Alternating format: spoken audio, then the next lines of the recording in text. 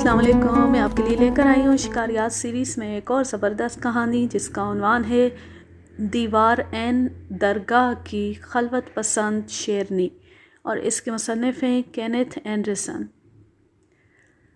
اسے خلوت پسند یا تنہائی پسند کا نام دیے جانے کی وجہ اس کا الگ تھلگ رہنا اور اس کی عجیب و غریب عادات تھی۔ وہ غیر معمولی شیر تھا، اگرچہ وہ نہ تو آدم خور تھا اور نہ ہی اس نے کبھی انسانی گوشت کو چکھا تھا، لیکن اس کی انسانی نسل سے بے پناہ نفرت اس کی خاصیت تھی۔ اس نے کل 3 انسان ہلاک کیے، جن میں 1 عورت اور 2 مرد شامل تھے۔ یہ تمام تر ہلاکتیں اس نے 5 دن کے اندر اندر کیں۔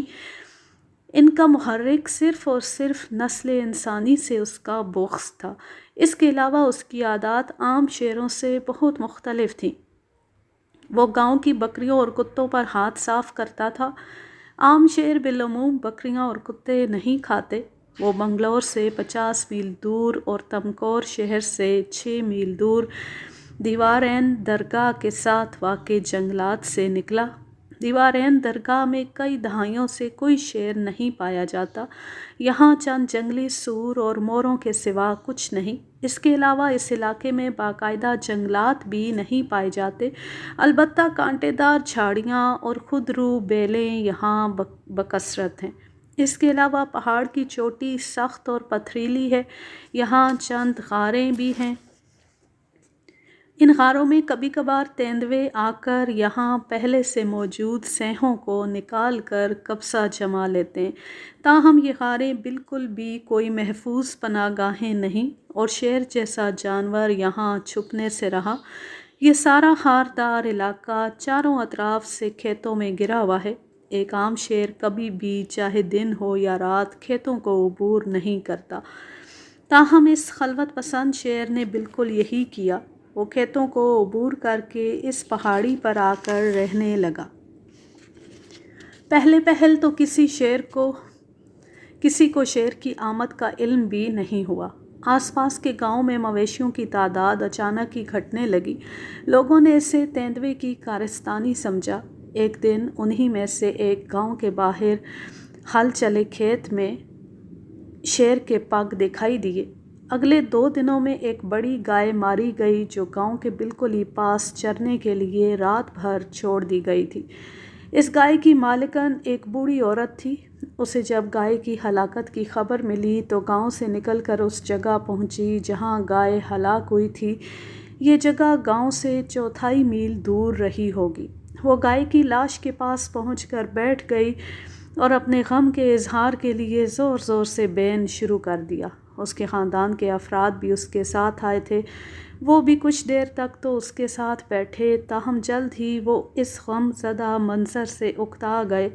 انہیں اور بھی بہت سے کام کرنے تھے۔ وہ سب ایک ایک کر کے گاؤں لوٹ گئے، تاہم بڑھیا گائے کی لاش پر ماتم کرتی رہی۔ 11 بجے دن سورج اپنی پوری آب و تاب سے چمک رہا تھا۔ جب یہ شیر واپس آیا تو اس نے گائے کی لاش کے ساتھ بڑھیا کو ماتم کرتے پایا۔ اس نے شاید یہ سوچا ہو کہ اس شور کو اب بند ہو جانا چاہیے۔ اس نے بڑھیا پر جست لگائی اور ایک ہی پنجے سے بڑھیا کا خاتمہ ہو گیا۔ پھر اس نے گائے کو چند گز دور گھسیٹا اور خوب پیٹ بھر کر کھایا۔ بڑھیا کی لاش ویسے کی ویسے ہی پڑی رہی جیسے شیر کو اس کا خیال ہی نہ رہا ہو۔ جب شام 4 بجے تک بڑھیا واپس نہ لوٹی تو اس کے گھر والوں نے اندازہ لگایا کہ بیچاری بہن کرتے کرتے تھک کر سو گئی ہوگی۔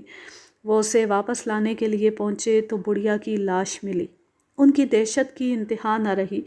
گائے کی لاش بھی موجود تھی، لیکن شیر پیٹ بھر کر واپس جنگل میں جا چکا تھا۔ سب کے سب سر پر پیر رکھ کر بھاگے اور انہوں نے گاؤں پہنچ کر سب کو خبردار کیا۔ فوراً ہی 2 درجن افراد مختلف ہتھیار لے کر نمبردار کی سربراہی میں اس جگہ پہنچے۔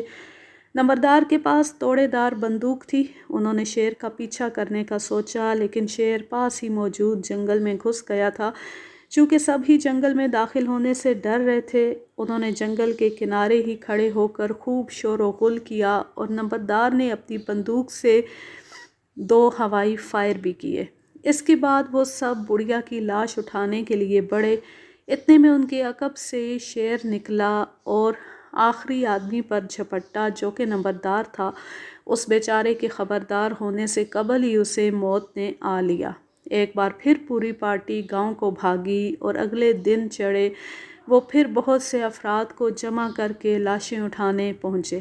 رات بھر پڑے رہنے کے باوجود دونوں لاشیں بالکل صحیح سلامت تھیں، تاہم شیر گائے کی لاش سے مزید گوشت کھا چکا تھا۔ اگلے 2 دن تک لوگوں میں غم و غصہ بڑھتا رہا۔ تیسری صبح تمکور سے آنے والا ایک مسافر ادھر سے گزرا۔ اس کے ساتھ مختلف سامان سے لدے 2 گدھے بھی تھے۔ ابھی وہ یہاں سے میل بھر ہی دور گیا ہوگا کہ شیر نے جست لگا کر اگلے گدھے کو دبوچ لیا۔ دوسرا گدھا بالکل بے حس و حرکت کھڑا رہا، تاہم مسافر نے دہشت سے چیخ ماری اور واپس گاؤں کی طرف بھاگا۔ بظاہر اس کی چیخ اور بھاگنے کی وجہ سے شیر نے اس کا پیچھا کیا اور اسے ہلاک کر دیا۔ پھر وہ مردہ گدھے کی طرف لوٹا۔ مسافر کے پیچھے جانے اور پھر واپس آنے کے دوران وہ دوسرے گدھے کے پاس سے گزرا، لیکن اسے بالکل چھوا تک نہیں۔ مسافر کی لاش حسب معمول پھر ویسے کی ویسی پڑی رہی۔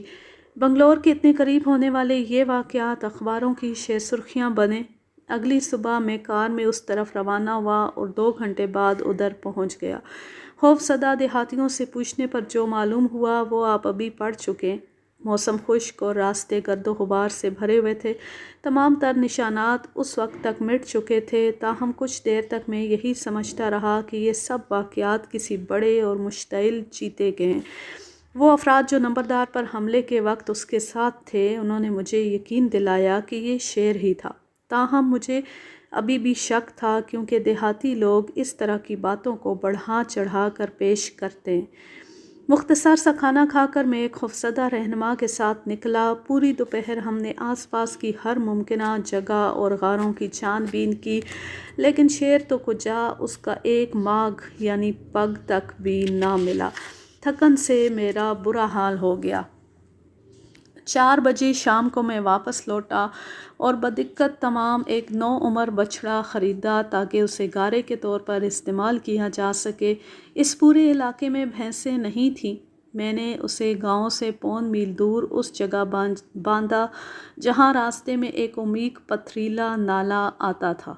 6 بجے شام کو ہم گارے کو باندھ کر فارغ ہوئے۔ اب مچان باندھنے کا وقت نہیں بچا تھا۔ میں نے سوچا کہ اب رات کو 6 میل دور تمکور جا کر فارسٹ بنگلے میں رات گزاروں۔ اگلی صبح واپسی پر مجھے امید تھی کہ شیر گارے کو مار چکا ہوگا۔ میں نے ایسا ہی کیا۔ صبح 5 بجے اٹھا اور 5:30 بجے میں اس جگہ پہنچ چکا تھا جہاں گارا بندھا ہوا تھا۔ اس جگہ سے نصف میل دور میں نے کار کو روکا تو اس وقت تک روشنی پھیلنے لگ گئی تھی۔ میں نے کار کو اتنی دور اس وجہ سے چھوڑا تاکہ اس کی آواز سے شیر خبردار نہ ہو جائے۔ بہت احتیاط سے آگے بڑھتے ہوئے میں پہنچا تو دیکھا کہ گارا اپنی جگہ سے غائب تھا۔ جائزہ لینے سے علم ہوا کہ شیر نے نہ صرف گارے کو ہلاک کیا بلکہ رسی کو بھی کتر کر الگ کر دیا۔ عموماً شیر رسی کو نہیں کترتے، تاہم یہ عجیب ہی شیر تھا۔ ماغ بھی موجود تھے جن سے علم ہوا کہ یہ جانور ایک نر نہیں بلکہ مادہ شیرنی ہے اور بالغ عمر کی ہے۔ اس کی جسامت عام شیرنیوں سے کچھ زیادہ بڑی ہے۔ شیرنی سے متعلق کہانیوں اور اس کے بلا وجہ حملہ کرنے کی عادت کی وجہ سے میں نے ان نشانات کا بہت احتیاط سے پیچھا کیا۔ ہر قدم پر مجھے نہ صرف اپنے سامنے بلکہ دائیں بائیں اور ہر چند منٹ کے بعد عقب میں بھی دیکھ بھال کرنی پڑ رہی تھی۔ اس طریقے سے پیش قدمی کافی سست تھی۔ نشانات بالکل واضح تھے اور 150 گز پر ہی میں نے ادکھائے بچھڑے کو تلاش کر لیا۔ بظاہر شیرنی آس پاس موجود نہیں تھی۔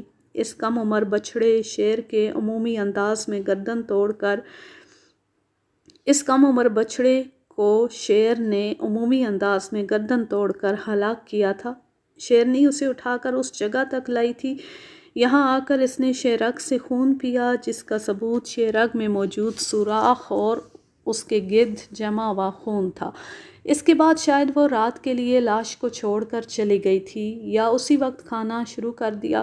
اس نے پہلے دم کو جڑ سے کتر کر لاش سے 10 فٹ دور جا پھینکا۔ یہ شیروں کی عام عادت ہے۔ بعض اوقات بڑے تیندوے بھی ایسا کرتے ہیں۔ اس کے بعد اس نے پیٹ کو چاک کیا اور آنتیں وغیرہ نکال کر 10 فٹ دور یعنی دوسری طرف پھینک دیں۔ اس کے بعد اس نے عام شیروں کی طرح پچھلی ٹانگوں کے درمیان سے کھانا شروع کیا۔ وہ آدھا بچڑا کھا چکی تھی۔ ان سب علامات سے اندازہ ہوتا تھا کہ یہ شیرنی اتنی بھی عجیب و غریب عادات کی نہیں جتنا کہ اس کے بارے میں کہانیاں مشہور ہو چکی تھیں۔ وہ محض غسیلی شیرنی تھی۔ اس کی واپسی کا سوچ کر میں 20 گز دور ایک درخت پر چڑھ گیا۔ گارے کے آس پاس یہ واحد درخت تھا۔ یہاں میں 9:30 بجے تک بیٹھا رہا لیکن شیرنی نہ آئی۔ تاہم گدھوں کی تیز نظروں نے گارے کو تلاش کر لیا۔ جلد ہی ان کے پروں کی پھڑپھڑاہٹ نزدیک آ گئی۔ لاش کو گدھوں سے بچانے کے لیے میں نیچے اترا اور آس پاس سے جھاڑیاں اکھاڑ کر گارے پر ڈال دیں اور پھر کار کی طرف لوٹا تاکہ گاؤں پہنچ سکوں۔ یہاں میں نے 4 افراد کو ساتھ لیا اور گارے کی لاش پر واپس آیا۔ یہاں میں نے انہیں ہدایت کی کہ وہ میری چارپائی مچان پر باندھیں۔ دوپہر تک مچان تیار ہو چکی تھی۔ ایک آدمی نے یہ تجویز دی کہ یہ شیرنی بکریوں کی بہت شوقین ہے۔ اگر میں گارے کی لاش کے آس پاس ایک بکری بھی باندھ دوں تو شیرنی کے مارے جانے کے امکانات بہت بڑھ سکتے ہیں۔ شیرنی اگر گارے کے لیے نہ بھی پلٹے تو بھی بکری اسے اپنی طرف متوجہ کر سکتی ہے۔ اس کی بات میں بہت وزن تھا۔ میں فوراً گاؤں کی طرف پلٹا اور جلد ہی ایک نوعمر بکری لے کر واپس پہنچا۔ اس عمر کی بکری بہت شور کرتی ہے۔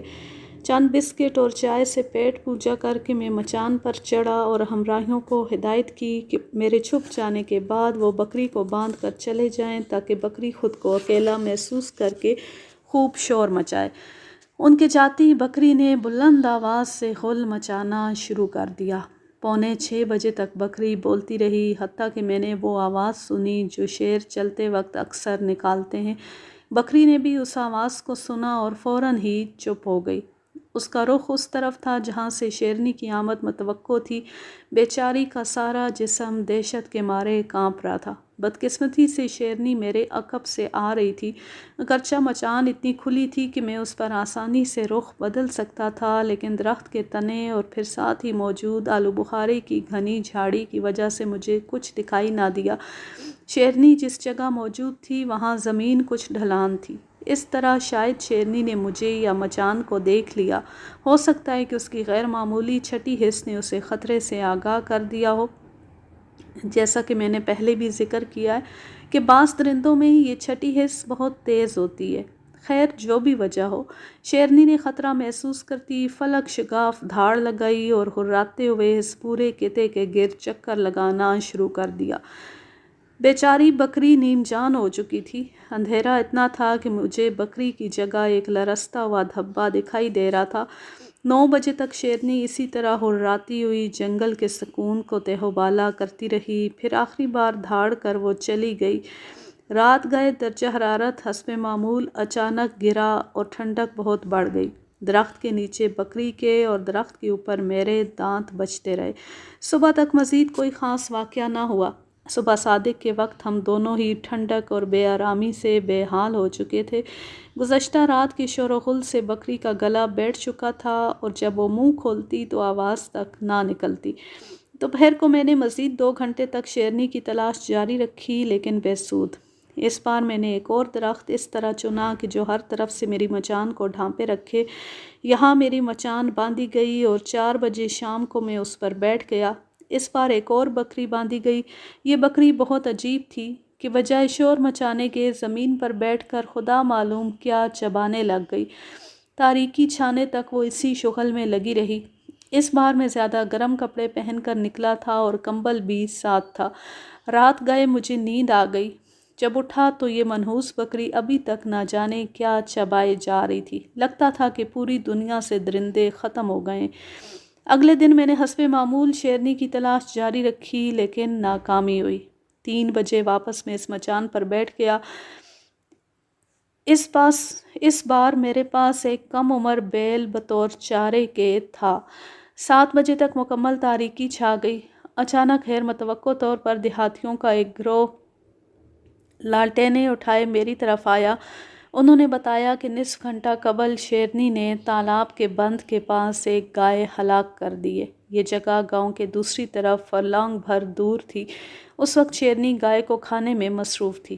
یہاں مزید بیٹھنا اب بیکار تھا۔ میں نیچے اترا اور دیہاتیوں کو ہدایت کی کہ وہ بیل کو یہیں رہنے دیں تاکہ شیرنی اگر رات کو ادھر سے گزرے تو اس کے لیے گارا موجود ہو، اور ہم تیزی سے موقع واردات کی طرف لپکے۔ گاؤں پہنچ کر میں نے لالٹینیں بھجوا دیں۔ ایک شخص کو بطور راہبر چن کر میں آگے بڑھا، باقی تمام افراد وہیں رک گئے۔ میرے ہمراہی نے بتایا کہ شیرنی نے گائے کو سڑک کے بائیں جانب ہلاک کیا ہے۔ یہ جگہ سڑک کے کنارے سے 50 گز دور اور گاؤں سے 1 فرلانگ دور تھی۔ تاریکی گہری ہو چکی تھی اور ہمراہی اور میں ساتھ لگ کر سڑک کے درمیان میں چل رہے تھے۔ میں نے رائفل پر لگی ٹارچ جو جلا کر اس کی روشنی سڑک کے بائیں طرف ڈالی۔ پہلے غراہٹ اور پھر آف کی آواز آئی۔ پھر اندازاً 200 گز دور سے مجھے 2 چمکدار آنکھیں دکھائی دیں جو بظاہر کچھ بلندی پر تھیں۔ مجھے حیرت ہوئی، لیکن ہمراہی نے بتایا کہ شیرنی بند پر چڑھ کر کھڑی ہوئی ہے۔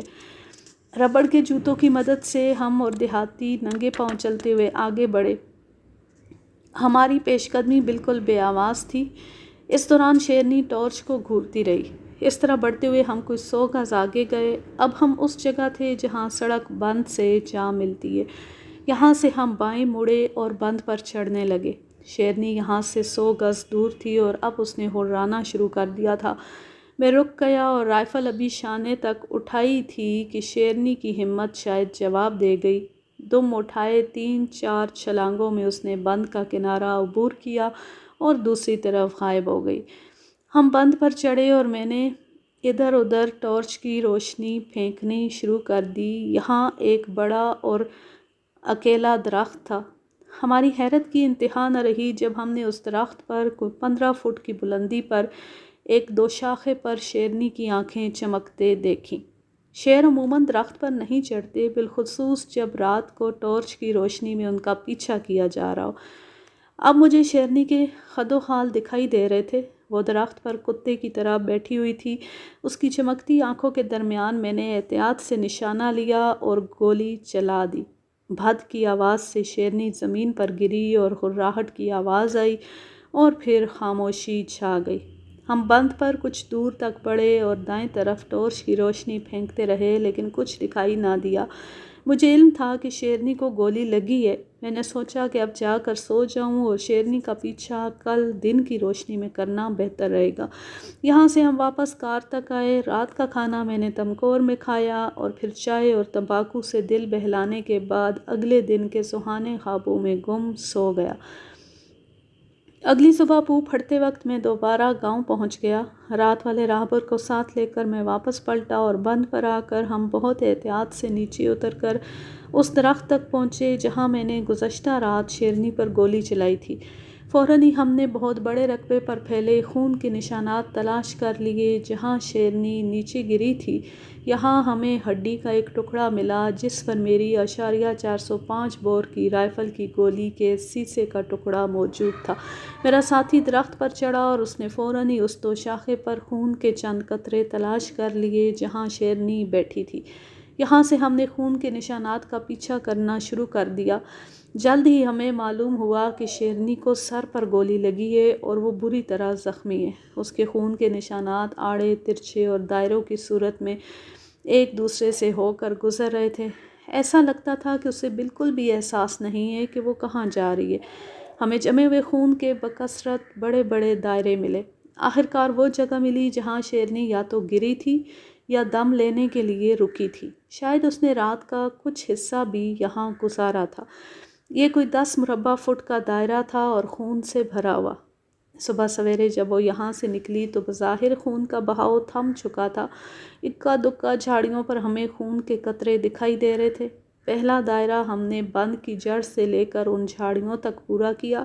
بند کے اوپر تک ہمیں خون کا کوئی نشان نہ ملا اور نہ ہی شیرنی کا کوئی اتا پتا جس سے اندازہ ہو سکے کہ شیرنی نے اپنی پناہ گاہ چھوڑ دی ہے۔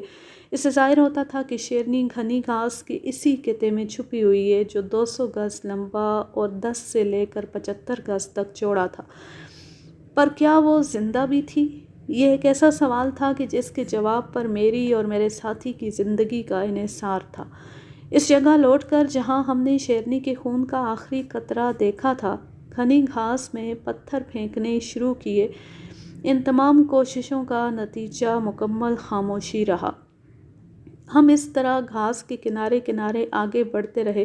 شیرنی کی موجودگی کا جائزہ لینے کے لیے میں نے گھاس میں 5 گولیاں بھی چلائیں، لیکن شیرنی کی طرف سے کوئی جواب نہ ملا۔ 3/4 فاصلے کو طے کر لینے کے بعد ہمیں ایک پستہ کا درخت دکھائی دیا جو بمشکل 10 یا 12 فٹ بلند ہوگا۔ میرا ساتھی اس پر چڑھنے کی نیت سے اس کی طرف بڑھا تاکہ اس پر چڑھ کر بہتر طور پر جائزہ لے سکے۔ اچانک ہی بغیر کسی وارننگ کے شیرنی گھاس سے نکلی اور دھاڑ کر میرے ساتھی کی طرف جھپٹی۔ میرا ساتھی دہشت کے مارے چلایا۔ میں اس جگہ سے بمشکل 20 گز دور تھا۔ میں نے شیرنی پر یکے بعد دیگرے 3 گولیاں چلائیں۔ شیرنی الٹ کر اسی جگہ گم ہو گئی جہاں سے وہ نکلی تھی۔ بالآخر اسے موت نے آ ہی لیا۔ یہ شیرنی، جیسا کہ میرا اندازہ تھا، بوڑھی ہو چکی تھی اور اس کے دانت گھس چکے تھے۔ اس کی بوڑھی عمر نے اسے انسان کے قریب آ کر آسان شکار کرنے پر مجبور کر دیا تھا۔ یہاں وہ کتے اور بکریاں آسانی سے مار سکتی تھی۔ بھوک اور ڈھلتی عمر شاید اس کے غصیلے ہونے کی وجہ تھے۔ انسان سے پیدائشی خوف اور کم ہمتی نے اسے آدم خور بننے سے روکے رکھا۔ اگرچہ میرا خیال تھا کہ اگر شیرنی کو نہ مارا جاتا تو وہ بہت جلد ہی آدم خور بن جاتی۔ اگرچہ رات کی گولی شیرنی کی ناک پر لگی تھی اور وہ اتنی اندر نہیں جا سکی تھی کہ شیرنی کو کوئی مہلک زخم پہنچاتی، اس طرح گولی لگنے اور ہڈی ٹوٹنے اور سیر و خون بہہ جانے کے باوجود بھی ہو سکتا تھا کہ شیرنی مکمل طور پر صحت یاب ہو جاتی۔ میرے ساتھی پر حملہ کرنے کی وجہ سے اسے اپنی جان گنوانی پڑی۔ اس کہانی کا ماخذ ہے 9 آدم خور اور ایک پاگل ہاتھی، اور اس کے مصنف ہیں کینتھ اینڈرسن۔ اب میں لیتی ہوں آپ سے اجازت۔ جہاں رہیں خوش رہیں، شاد و آباد رہیں، ہنستے مسکراتے رہیں، اور اگر یہ کہانی یا میرا انداز پسند آئے تو اس چینل کو سبسکرائب ضرور کر لیں، بیل آئیکن کو ضرور پریس کریں تاکہ آنے والی ہر نیو ویڈیو کی نوٹیفیکیشن آپ کو بر وقت ملتی رہے۔ اللہ حافظ، اللہ نگہبان۔